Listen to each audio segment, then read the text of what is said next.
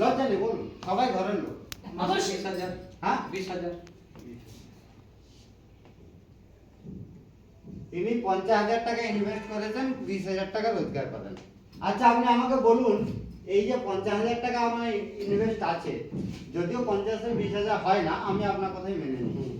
এই 50,000 টাকা ইনভেস্ট করার পর আপনারা আমাকে বলুন কি গ্যারান্টি আছে ব্যবসাটা চলবে? আগে কোনো গ্যারান্টি নেই, ঝুঁকি তো আছে। 50% চান্স ব্যবসাটা চলবে, 50% চান্স চলবে না। যদি না চলে কি হবে? লস। লস। লস। এই লোকটা সুসাইড করতে পারে, পাগল হতে পারে, বা ওই এলাকার ছেলে পালিয়ে যেতে পারে। হ্যাঁ কি না? আমি ফ্যাক্ট বলছি, না না ঠিক বলছি তো? আচ্ছা, যদি চলে যায় তাহলে উনি এই টাকাটা কিন্তু রোজগার করবেন।